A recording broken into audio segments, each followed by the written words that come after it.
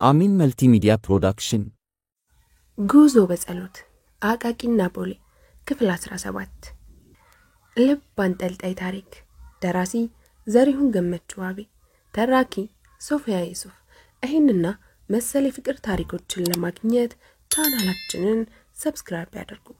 መልካም ቆይታ። የቦሌው ቤታችን 40 ምናምን ክፍል ነው ያለው። ከዛ ውስጥ 10ን እንኳን እንጠቀምበትም እና እህቴ ስለመለያየትና ስለማጣት ምንም አታስቢ። ለሌሲም እህቴ በጣም ነው የምወድሽ፣ ከእህቴ ሐዘን እንድጽናና ስላደረግሽኝ አመሰግናለሁ ብላ እሷን በተራው አቅፋ ጉንጯን ሳመቻት። በቃ መላቀሱ ይብቃችሁ። ለማንኛውም በጸሎት ቤተሰቦችን የምታገኘው እንዴትና መቼ እንደሆነ ነገ ጠዋት ቁርስ እየበላን እናወራለን። ለምን አሁን አናወራም መለሰችለት። አይ አሁን መሽቷል፣ ተነሱ እናንተም ወደ ክፍላችሁ ግቡ ብሎ ቀድሞ ተነሳ። ሌሊሲና በጸሎትም ተከትለው ተነሱ። ሰለሞን እነሱን ወደ ክፍላቸው አስገብቶ ወደዛ ክፍሉ ገባ። ቢጃማውን ቀይሮ ጋደም አለ። ያዘጋጀውን ቢራ ከፍቶ መጠጣት ጀመረ። 2 ጠርሙስ ካገባደደ በኋላ አስቴር ትዝ አለችው። ሞባይሉን አነሳና ሰዓቱን ተመለከተ። ከምሽቱ 4 ሰዓት አልፏል። ደወለ። ከበርካታ ጥሪዎች በኋላ ተነሳ። ሄሎ ኪያ፣ ተኝተሻል እንዴ? ቀሰቀስኩሽ? አስቴር መለሰችለት። አይ ወንድሜ፣ ገና ለመተኛት እየተዘጋጀሁ ነበር። ደህና ነሽ? ደህና ነኝ። ምን ነው ቆየህ እኮ አልጨረስክም? አትመጣም እንዴ? ነገ ከሰዓት የምመጣ ይመስለኛል። ጥሩ ነው፣ ልደውልልህ ነበር። ምን ነው በሰላም? አይ የፊታችን እሁድ የመስፍኔ ልደት ስለሆነ ሰርፕራይዝ ላደርገው አስቤያለሁ። አንተም እንድትገኝ እፈልጋለሁ። እስኪ እስካሁን ወደ መጣበት አልሄደም እንዴ? አይ ቀረኩ። በፊትም ጥይሽ ሄድኩት እየቆጨኝ ነው። ትዳሬን አክብሬ በዚሁ እየሰራሁ ከአንቺ ጋር ልጆቼን አሳድጋለሁ አለኝ እና መፋታቱን ሙሉ በሙሉ ተዋችሁት ማለት ነው? አንተ ደግሞ ስለምን መፋታት ነው የምታወራው? በቃ ደህና ደር፣ በሰላም ተመለስልኝ፣ መስፍኔ ከመኝታ ቤት እየጠራኝ ነው ብላ ስልኩን ዘጋቸው። ጨጓራው ሲለበልበው ይታወቀዋል። በቃ ውስጡ እየነደደ ነው። አሁን ምንም የማያውቀውን አዲስ ነገር አልነገረችውም። ምን እንዳበሳጨው ለራሱም አልገባውም። ሌላ ቢራ ከፈተና እያንደቀደቀ ስልኩን ዳግመኛ ነሳና ደወለ። ሄሎ ሶል፣ ምን ነው? ባክሽ ስለሆነ ነገር ላማክርሽ ነበር። እኔ ክፍል ድረስ መምጣት ትችያለሽ? መቼ? አሁን በመገረም ጠየቀችው። አዎ አሁን እሺ እመጣለሁ። ስልኩን ዘጋና ከተቀመጠበት ተነሳ። መልሶ ቁጭ አለ። ሰለሞን ምን እያደረክ ነው? በዚህ ሰዓት ስለምን ጉዳይ ነው የምታወራላት? ራሱን በብስጭት ጠየቀ። መልሼ ደውዬ በቃ ተይው ነገ ይደርሳል ማለት አለብኝ ወሰነና ስልኩን አነሳ። ቁጥሩን ከመጫኑ በፊት የመኝታ በሩ በራፍ ተቆረቆረ። ስልኩን ወደ አልጋው ወረወረና ተንደርድሮ ሄዶ ከፈተላት። በጸሎት ሮዝ ቀለም ያለው ስስና ልስልስ ቢጃማ ለብሳለች። ጸጉሯን ወደ ላይ ጠቅልላ በሻሽ አንድ ላይ ጠፍራ አስራዋለች። ውብና ማራኪ ሆና ነው እየመጣች ወደ ውስጥ ዘልቃ የገባቸው። ምን ነው በሰላም? አስደነገጥከኝ እኮ። ፊት ለፊቷ ተገትሮ ቆመ። ግራ ገባት። ሶል ምን ሆነሃል? ምንድነው የምትነግረኝ? በጉጉትና ፍራቻ በተቀመጠበት ስሜት ጠየቀችው። ተንደረደረና በሁለት እጆቹ አገጯን ግራና ቀኝ ክንዷን ወደሱ አስጠጋት። ከዛም እቅፍ አደረጋት። ከዛም ትንሽ ቆይቶ ወደ እነስንዱ ክፍል ሄደ። በሩን አንኳኩ። በደቂቃ ውስጥ መጣላቸው። እንዴት ነበር አዳር? እድሜ ላንተ። ሁሉ ነገር ውብና ማራኪ ነበር። አቶ ኃይለ መለኮት መለሱ። ጥሩ፣ አሁን እርግጠኛ ነኝ እርቧችኋል። አዎ የራበን ይመስላል። በሉ ተከተሉኝ፣ ቆንጆ ቁርስና ምሳ አንድ ላይ እንዲዘጋጅላችሁ አድርጋለሁ ብሎ ይዟቸው ሄደ። በቀይ ምንጣፍ ያሸበረቀ ግዙፍ የሞጃ ሳሎን የመሰለ ክፍል ውስጥ ነው ይዟቸው የገባው። ልክ አዲስ ሙሽሮች እንደሚስተናገዱበት አዳራሽ ውብና ልዩ ተደርጎ ዲኮር ተደርጓል። ግዙፉ ጠረጴዛና ጠረጴዛውን የከበቡት ወንበሮች ከቆዳ የተለበጡ ውብና ልዩ ናቸው። ልዩ ልዩ ባህላዊ ቅርሶች ግድግዳውን ሞልተውታል። እየመራ ወሰድና ወንበሩን እየሳበ ሁለቱንም ማስቀመጣቸውና ከፊት ለፊታቸው ዞሮ ቆመ። ኃይለ መለኮትና ወይዘሮ ስንዱ ዛሬ የመጨረሻ ቀናችን ነው፣ ማለቴ ከአሁን በኋላ ያለውን ቤታችሁ ተመልሳችሁ መደበኛ ስራችሁን እየሰራችሁ የምናከናውነው ይሆናል። እስካሁን ላለው ግን በእውነት እናንተ ለኔ ትልቅ ውለታ ስለዋላችሁልኝ ላመሰግናችሁ እወዳለሁ። ይህንን ስራ ከልጃችሁ ከበጸሎት ስቀበል በከፍተኛ ፍራቻ በወረደ የራስ መተማመን ነበር። እናንተ ግን ለልጃችሁ ስትሉ ጠንክራችሁ አጠነክራችሁን በ3 ወርና በ4 ወር ፈተዋለሁ ብዬ ያላልኩትን በመካከላችሁ ያለውን ውስብስብ ችግር በ1 ወር እዚህ ደረጃ እንዲደርስ አደረጋችሁ፣ አስደምማችሁኝ። ይህ 1 ወር ለኔ ታላቅ ትምህርት ያገኘሁበት ነው። በነገራችን ላይ የማህበራዊ ስሪትና ባህል የጋብቻ አማካሪ ብሎ ዘመናዊ አሰራር ተግባራዊ ማድረግ ውጤታማ አይሆንም፣ ተጠቃሚም አይኖርም ብዬ ተስፋ ቆርጬ ድርጅቴን ልዘጋ ያሰብኩ ባለሁበት ወቅት ነው የእናንተን ስራ ያገኘሁት። አሁን ግን ዘመናዊውን ሳይንስ በሀገራችን ተጨባጭ ሁኔታ አንጻር ቃኝተን በጥበብ ከተጠቀምነው የብዙ ውስብስብ ጋብቻዎችን ችግር ለመቅረፍ እንደሚቻልና ስራይም ለማህበረሰቡ ጠቃሚ እንደሆነ እንድረዳ አድርጋችሁኛልና አመሰግናለሁ። በአጭር ቀናት ውስጥ ባሳያችሁኝ ውጤት ልጃችሁ ብቻ ሳትሆን እኔም ደስተኛ ነኝ። ልጄ አንተም እንደምትረዳው ወደዚህ ጉዳይ ስንገባ አንተ ስለምትለው በኔና ስንዱ መካከል ስላለው ግንኙነት ማሻሻል ምንም አይነት ፍላጎትም ሆነ እምነት የለኝም ነበር። ልጄን ለማግኘት ስል ነበር ሳልወድ በግድ ተስማማሁት። እያደር ግን ሐሳቤን ሙሉ በሙሉ እንድቀይር አድርገኸኛል። ጋብቻዬ ጥሩ ባለመሆኑ ህይወቴም ምን ያህል የተዛባና በጭንቀትና በሐዘን የተሞላ እንደሆነ እንዳስተውል አድርገኸኛል። እኔ ምን ያህል አጥቼ ቤተሰቦቼንም ምን ያህል እንዳሳጣኋቸው እንዳስብና ወደ ቀልቤ እንድመለስ አድርገኸኛል። እኔ ነኝ አንተንም ሆነ ስንዱን ማመስገን ያለብኝ። በእውነት የእድሜ ልክ ባለውለታዬ ነህ። አንተ ከአሁን ወዲያ ልክ እንደ ልጄ ነህ። በማንኛውም ህይወት ጉዞ እኔም ሆንኩ ቤተሰቦቼ ከጎንህ እንደሆን ልታውቅ ይገባል። እርግጠኛ ነኝ ነገ ከነገ ወዲያ አዲስ አበባ እንደተመለስን ልጃችንም ወደ ቤቷ ትመለሳለች ብዬ ተስፋ አደርጋለሁ። እሷ ስትመለስ የቀረውን ነገር እናወራለን። ሰለሞን እሺ ጥሩ። አሁን ስለ ራባችሁ ከዚህ በላይ በወሬ አልያዛችሁ። እጁን ሲያጨበጭብ ነጭ ዩኒፎርም የለበሰ አስተናጋጅ መጣ። ምግብ ይቅረብ፣ መጀመሪያ የእጁ አምጡላቸው ሲል አዘዘው። ልጁ በቆመበት በራፍ ላይ ላሉ ልጆች ምልክት ሰጠው። ውብ የሆነ ባህላዊ ነጭ ልብስ የለበሱ 2 ወጣት ሴቶች ውብ የሆነ ወርቅ ቅም ማስታጠቢያ በእጃቸው ይዘው መጡና አንደኛዋ አቶ ኃይለ መለኮትን ሌላኛዋ ወይዘሮ ስንዱን ለማስታጠብ ጎንበስ አሉ። ሁለቱም ታጠቡና ቀና ሲሉ በተመሳሳይ ቅጽበት ነው ያንደኛዋ ፊት ላይ አይናቸው ያረፈው። ከዛ በኋላ ያለው ነገር ለመግለጽ የሚያስቸግር ነበር። ምግብ አዳራሹ በወይዘሮ ስንዱ እልልታና ጩኸት ተናጋ። አቶ ኃይለ መለኮት ከተቀመጡበት ተነስተው ልጃቸውን በማቀፍ ልክ እንደ ባልቴት በአየር ላይ ሆነው ያሽከረክሯት ጀመር። ሌሊሲና ሰለሞን ትዕይንቱን በተመስጦ እየተከታተሉ ነው።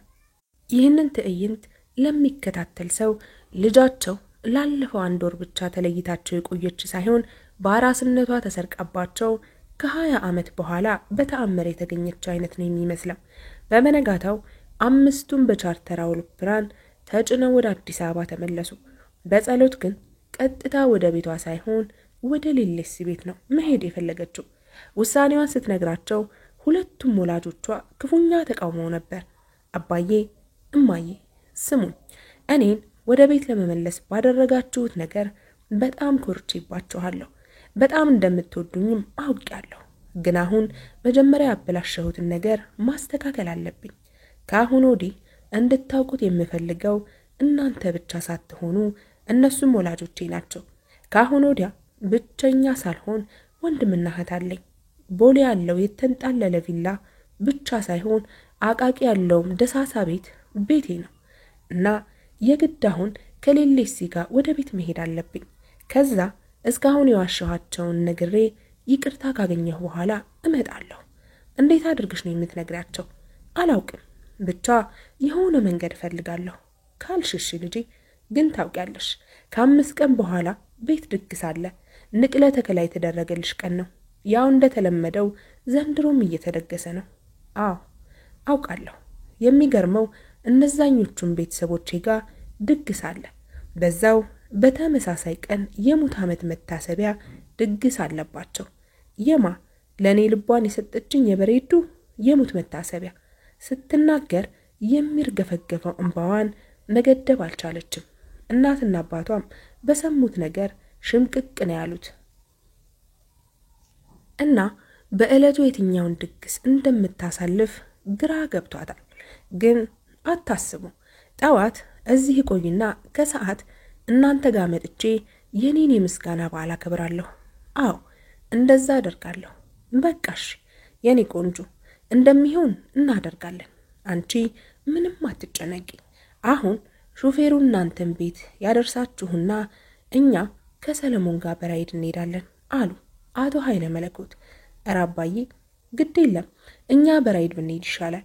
ሌሌሲና በረዱ ፈጠን ብለው አካባቢው ወዳለ ራይድ ሄዱና ውስጥ ገብተው ወደ አቃቂ ሲያመሩ ሰለሞንና ባልና ሚስቶቹን ሊቀበላቸው በመጣ መኪና ቦሌ ወደሚገኘው መኖሪያ ቤታቸው ተጓዙ። ድክምክም ብሎታል፣ ግን ደግሞ አልጋው ላይ ተኝቷል። በሐሳብ እየተንገላታ ነው። ሰለሞን በሁለት በኩል ስለት ባለው ሰይፍ የሚጫወት ሕፃን አይነት ሰው እንደሆነ እየተሰማው ነው። ሙያውን በተመለከተ ለ3 ዓመት በከፍተኛ የፕሮፌሽናል ደረጃ በምድረ አሜሪካ ሲሰራ አንድም ጊዜ እንደዚህ አይነት ክፍተት ተከስቶበት አያውቅም። በዛም በራሱ ሲመካና ሲኮራ ኖሮ ነበር። አሁን ግን ወደ ሀገሩ ተመልሶ ባጋጠሙት የመጀመሪያዎቹ ደንበኞች ከፍተኛ የሚባል ሽንቁር ተከስቶበታል። አንድ ባለሙያ የሙያውን ስነ ምግባር አክብሮ ስራውን መስራት የሚገደደው ለደንበኞች ደህንነትና ጥቅም ሲባል ብቻ አይደለም። ለራሱ ለሙያው ክብርና ተቀባይነትም እያንዳንዱ ባለሙያ የሥራ አፈጻጸም ሁኔታ ትልቅ ድርሻ አለው። በሙስናና በጥቅማ ጥቅም የሚታለሉ ዳኞችና አቃቢ ሕጎች በሞሉበት ሀገር ፍርድ ቤት ሊከበርና ሊታመን አይችልም። ሌላው ሙያ እንደዛ ነው። ይህንን ስራ ከጀመረ ያጋጠመችው ትልቋ ደንበኛው በጸሎት ነች። እርግጥ ቀጥታ ደንበኛው እሷ ሳትሆን ወላጆቿ ናቸው። ከነሱ ጋር እየሰራ ያለውን ስራ የሙያው ስነ ምግባር በሚፈቅደው መንገድ ጥረትና ጥልል አድርጎ እየሰራ ነው። ቢሆንም ቀጥታ ቀጣሪው ልጃቸው በጸሎት ነች። እሷ ፍላጎቱን ተረድታ እወድሃለሁ ብትለው እንኳ ፍቅሯ እሱ ለወላጆቿ በሚያደርገው የሙያ ድጋፍ ተጽዕኖ ስር የወደቀ ወይንም በዩኒታ ስሜት የተቀነጠበ ነው። ይህንን ማንም በእርግጠኝነት ማወቅ አይችልም። በዚህም ምክንያት ከሷ ጋር ደግሞ ያለው ግንኙነት እየሄደ ያለበት መንገድ ትክክል እንዳልሆነ ያውቃል። ከሙያ ስነ ምግባር ውጭም እንደሆነ ያምናል።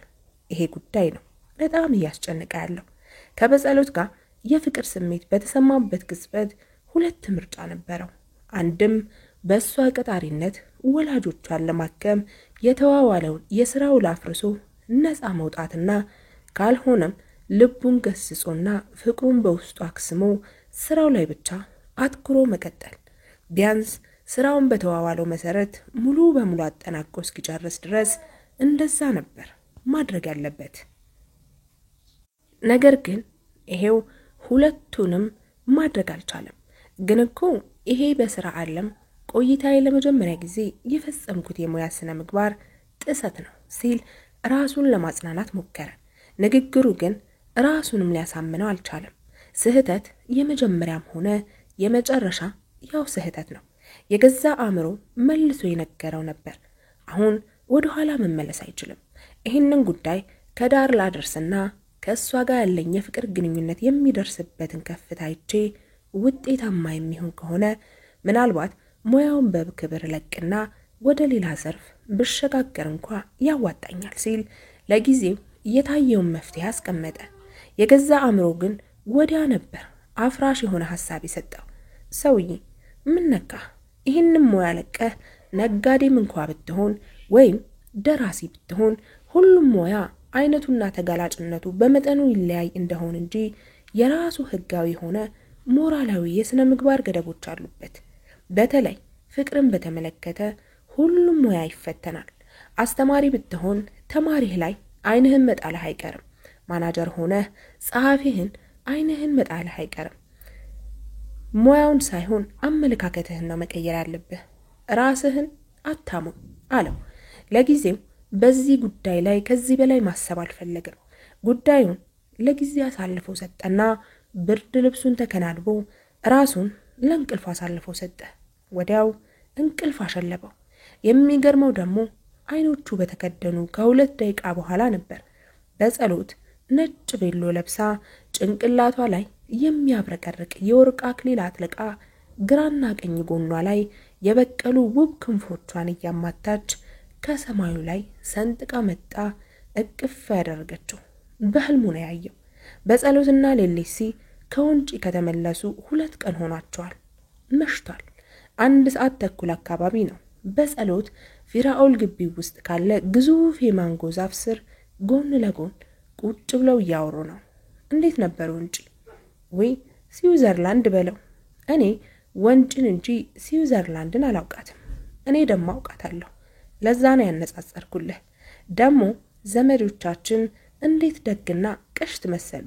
የኔም ዘመዶች እኮ ናቸው፣ አውቃቸዋለሁ። አይ ቢሆንም አንተ ምናልባት ከልጅነትህ ጀምሮ ስለምታውቃቸው ብዙም ጣም ላይሰጥህ ይችላል። ማለት ሁሉም ሰው እንደነሱ አይነት ዘመድ ያለው ስለሚመስልህ ተራ ነገር አድርገህ ልትቆጥረው ትችላለህ።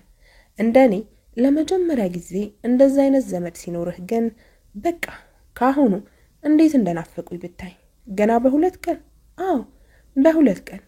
አሁን ከኛ ስትለይና ወደ ቤትሽ ስትሄጂ እንናፍቅሻለን ማለት እኔ ናፍቅሻለሁ። ለቀናት በውስጡ ሲያብሰለስለው የነበረውን ጥያቄ ጠየቃት። ምን ማለት ነው? ወደ የትኛው ቤቴ ነው የሚሄደው? ወደ ቦሌው ቤትሽ ነው። ምን? ሌሊሲ ነገረችህ? እሷ ታውቃለች እንዴ? እሷ ካልነገረችሽ ታዲያ ማን ነገረህ? እኔ ራሴ ነኝ የደረስኩበት። ወደ ወንጪ ከመሄዳችሁ በፊት ነው ያወቅኩት እኮ። እንዴት ልታውቅ ቻልክ?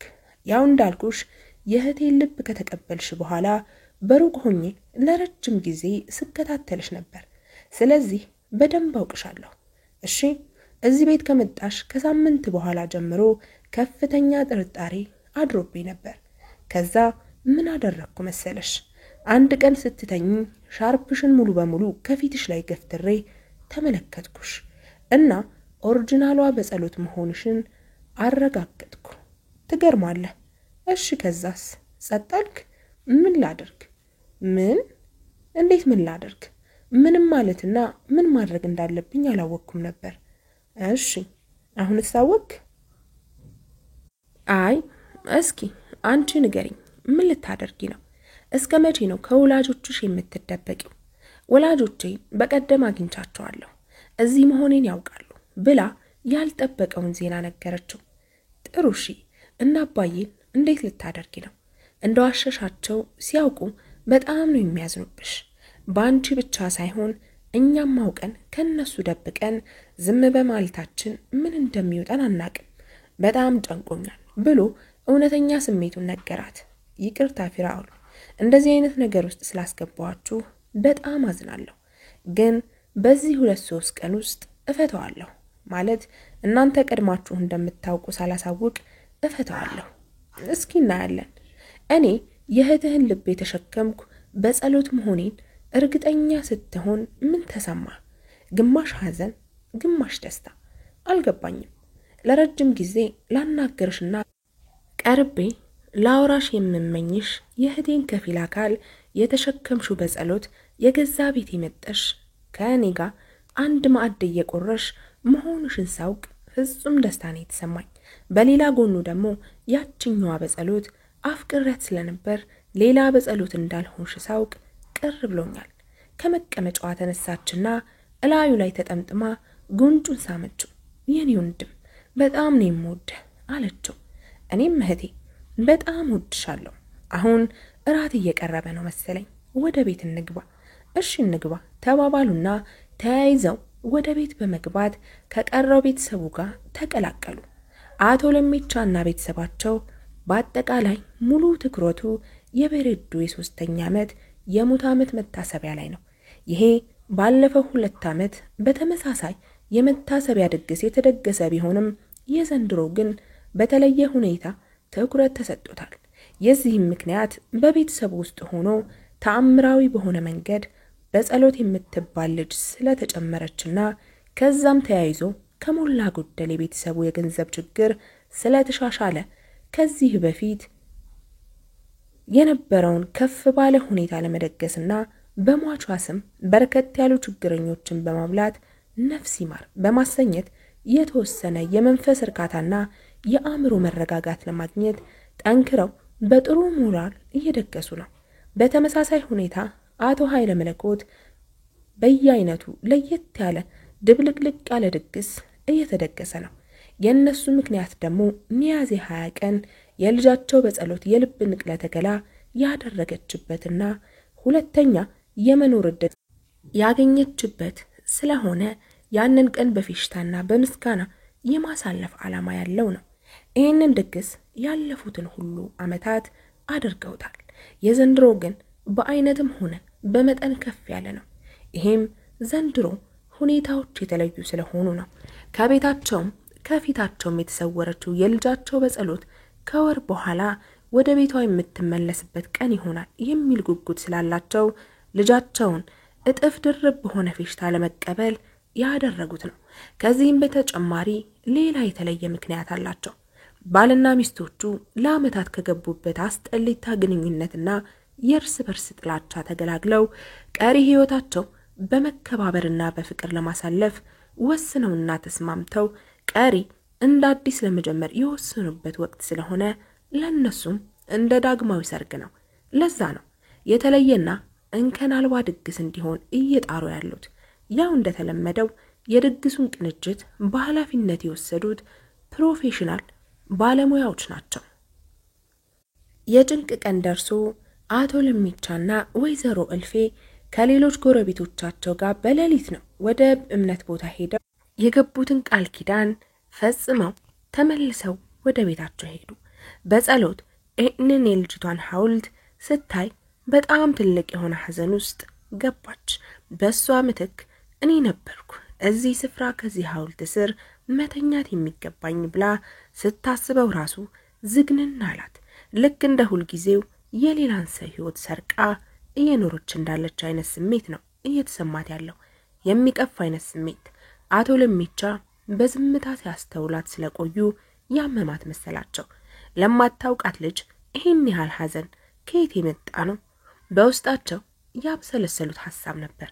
በዝምታ ወደሷ መጣው ትከሻዋን በመያዝ ልጄ በቃ እንሂድ ይበቃል ሲሏት ከገባችበት ጥልቅ የመደንዘዝ ስሜት ባነነችና ቀና ብላየቻቸው። ትከሻዋን አቅፈው በፍቅር እየተመለከቷት ነው። በ3 ሜትር ርቀት ፈንጠር ብለው ወይዘሮ እልፍነሽ እያነቡ ይታያል። የአቶ ለሚቻን እጅ ያዘችና አባዬ ና ብላ ወስዳ ከባለቤታቸው ጎን አቆመቻቸውና ሁለቱም እግር ስር ድፍት ብላ አንዳንድ እግራቸውን በመያዝ አባዬ እማዬ እኔን ይቅርበሉ፣ በበሬዱ ይዣችኋለሁ፣ ይቅርበሉ። ይቅር ካላላችሁኝ መኖር አልችልም። የእውነቴን ነው የምላችሁ፣ ይቅርታችሁን ካላገኘው እሞታለሁ ስትል ሁለቱም በድንጋጤ እርስ በርስ ተያዩ። ምንም እየገባቸው አይደለም። ምን አጥፍታ ነው? ምንስ ብታጠፋ ይቅርታ መጠየቂያው ቦታና ጊዜው ትክክል ነው? በውስጣቸው የተፈጠረ ጥያቄ ነበር። ሁለቱም ግራና ቀኝ ትከሻዋን ይዘው ቀና ሊያደርጓት ሞከሩ። ነገር ግን አልቻሉ። ይቅርታ ካላደረጋችሁልኝ አልነሳም። ምን አጥፍተሽ ነው? ምንም አልገባንም እኮ አቶ ለሚቻ ጠየቁ። አጭበርብሬያችኋለሁ፣ ዋሽቻችኋለሁ። እኔ እናንተ ጋር የመጣሁት ከእንጀራ አባቴ ጠፍቼ አይደለም። እና ምን ሆነሽ ነው? ወይዘሮ እልፍነሽ ጠየቁ። እኔ ማለት የልጃችሁ ልብ በውስጥ የተሸክሜ የምዞር በሷ ምክንያት እየተነፈስኩ ያለሁ ልጅ ነኝ። ሁለቱም የሚሰሙትን ለማመን አልቻሉም። አቶ ለሚቻ ቀስ ብለው ትከሻዋን ይዘው አስነሷት። ፊቷን የተሸፋፈነችበትን ሻርፕ ቀስ ብለው ከላዩዋ ላይ ገፈፉና ጣሉት። ለመጀመሪያ ጊዜ ሙሉ ፊቷን ተመለከቱ። አዎ ራሷ ነች። ትከሻዋን ያዙና ደረታቸው ላይ ለጠፏት። ግንባሯን፣ ጉንጯን፣ ጸጉሯን እየደጋገሙ ሳሟት። ልጄ፣ አዎ አውቄው ነበር። አንቺ ወደ ቤቴ ያለ ምክንያት እንዳልመጣሽ ታውቁኝ ነበር። ከዛሬ ነገ ጥላኝ ትሄዳለች በሚል ስጋት ስሳቀቅም ነበር። አሁን ግን የራሴው ልጅ ነሽ፣ የትም አትሄጂም። አዎ የራሴው ልጅ ነሽ። ተንሰፈሰፉላት። ፍጹም ያልጠበቀችውን ምላሽ ነው ያገኘችው። አዎ አባዬ፣ ያንተ ልጅ ነኝ። ዘላለም ካንተ መለየት አልችልም። እማዬ፣ እኔ ልጅሽ ነኝ። ሶስቱም አንድ ላይ እርስ በርስ ተቃቅፈው ለበርካታ ደቂቃ ተላቀሱ። በመከራ ላይ ነበር አካባቢውን የለቀቁት። ሁሉም የቤተ ክርስቲያኑ በራፍ ላይ ተሰብስበው እየጠበቋቸው ነበር። ግን በፊት ከነበሩት በተጨማሪ የበጸሎት እናትና አባት ልዩ አይነት ባስ መኪና አጠገብ ቆመው በራፍ ላይ ሲጠብቋቸው ነበር። ይህ ደግሞ እናቶ ለሚቻን ብቻ ሳይሆን በጸሎትንም ጭምር ነበር ያስደንቃት። እርስ በርስ ተቀራርበው ሰላምታ ከተለዋወጡ በኋላ ሁሉም በመኪና ውስጥ እንዲገቡ ተደረገ። በመኪና ውስጥ ጠቅላላ 25 የሚሆኑ ሰዎች ገቡ። ሹፌሩ መኪናውን ወደ እናቶ ለሚቻ ቤት አቅጣጫ መንዳት ጀመረ። ቤታቸው ለመድረስ ግማሽ ኪሎ ሜትር ያህል ሲቀረው ግን ወደ ግራ ተጠመዘዘና አንድ ግቢ ውስጥ ገባ። ሁሉም ግራ ተጋባ። አቶ ኃይለ መለኮት መኪናውን እንደቆመ በራፉን ከመከፈቱ በፊት ከተቀመጡበት ተነሱና መናገር ጀመሩ። ይቅርታ፣ የማታውቁኝ ካላችሁ ኃይለ ልዑል እባላለሁ። የበጸሎት አባት ነኝ። በዛሬው ቀን በደም የተጣመሩ ሁለት ቤተሰቦች እዚህ ይገኛሉ። የኛና የአቶ ለሚቻ ቤተሰብ። ይሄ ሁለት ቤተሰብ የተሳሰረው ዛሬ አብራን በሌለችው በበሬዱና አጠገባችን ባለችው በጸሎት ነው። የኔ ልጅ ዛሬ በህይወት ያለችው ከበሬዱ በተሰጣት ልብ ነው። እዚህ አቶ ለሚቻ ቤት ለሟች ልጃቸው የሙት ዓመት መታሰቢያ ሲከበር፣ በእኛ ቤት ግን ለልጃችን ንቅለ ተከላ ተደርጎላት ዳግም የመኖር ዕድል ስላገኘች ድል ያለ የምስጋና ድግስ እናዘጋጅ ነበር። ዘንድሮ ግን በጸሎት ውሳኔ እንደዛ ማድረግ አልቻልንም።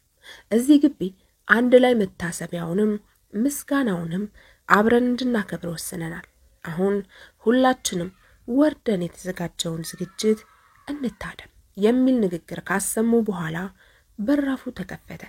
ዛሬ እየሆነ ያለው ነገር በጠቅላላ ምንም ያልገባቸው አቶ ለሚቻና ወይዘሮ እልፍነሽ አቶ ኃይለ መለኮትና ባለቤታቸው ተከትለው ከባስ ወረዱ። ይህንን ስፍራ የሚገኘው በገዛ ቀበሌያቸውና በሰፈራቸው ስለሆነ በደንብ ያውቁታል። ግቢው ንብረትነቱ የቀበሌው ሲሆን ባለ 5000 ካሬ ግዙፍ ግቢ ነው። ከመኪና ወርደው ሲመለከቱ ግቢው በሰው ታጭቋል። ሰዎቹ ደግሞ አብዛኞቹ ጎዳና ተዳዳሪዎች፣ የኔ ቢጤዎች፣ የደከሙና የተጎዱ አቅመ ደካሞች፣ ላይን እንኳን ተቆጥሮ የማያልቅ የእንጀራ ክምር፣ በበርሜል የተደረደረ ልዩ ልዩ የወጥ አይነት፣ ራቅ ብሎ ደግሞ በተንጠልጣይ ብረት ላይ የተደረደረ ጥሬ ስጋ፣ እንደ ተራራ የተቆለለ የታሸገ ውሃ፣ በሌላ ጎን ከአዳራሹ ፊት ለፊት ግዙፍ ፓስተር ይታያል። በፓስተሩ ላይ በቀኝ የበሬዱ ፎቶ፣ በስተግራ ደግሞ የበጸሎት ፎቶ፣ መካከል ላይ የበሬዱ በጸሎት የምገባ አገልግሎት መስጫ ማዕከል ይላል። ብዛት ያላቸው ጋዜጠኞች ከወዲህ ወዲያ እየተዘዋወሩ ፎቶ ያነሳሉ፣ ኢንተርቪው ያደርጋሉ።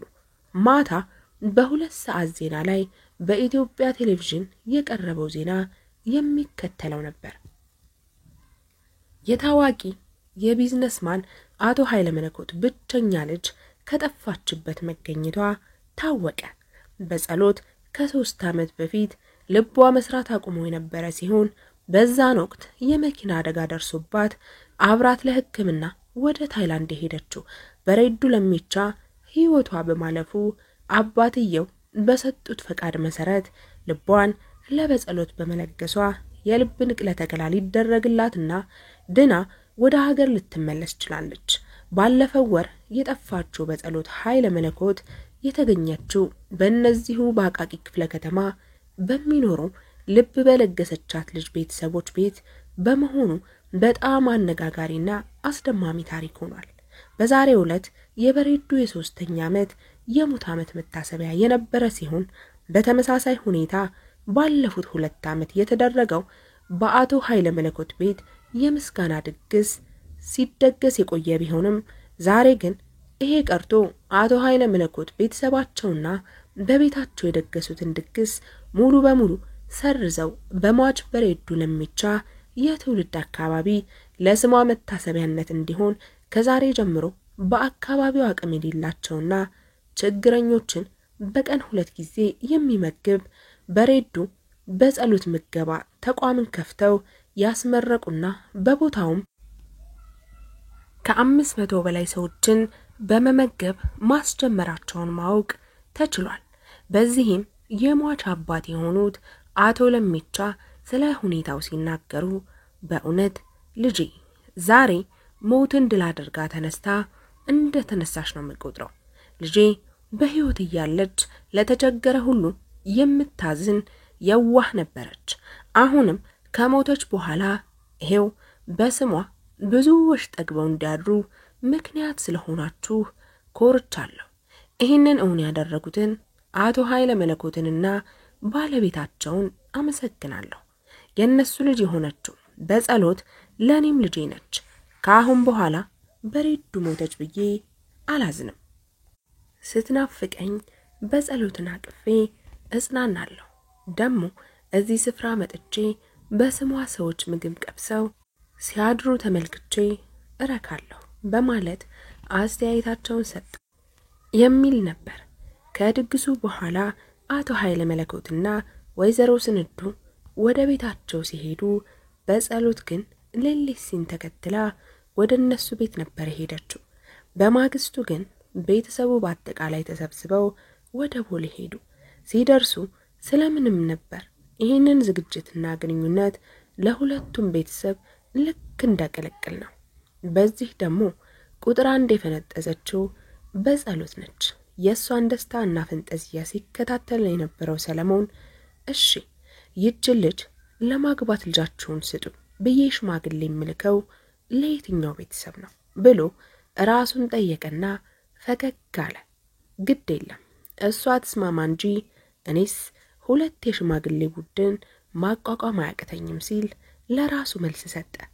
በተመሳሳይ ሁኔታ ፊራኦልም ከሰለሞን ጎን ተቀምጦ ፊት ለፊቱ በጸሎትን እየተመለከተ በውስጡ እሺ አሁን የእህቴን ልብ ተሸክማ እህቴ ስለሆነች ልደሰት ወይስ ፍቅሬን ተቀብላ ፍቅረኛዬ መሆን ስለማትችል ልከፋ?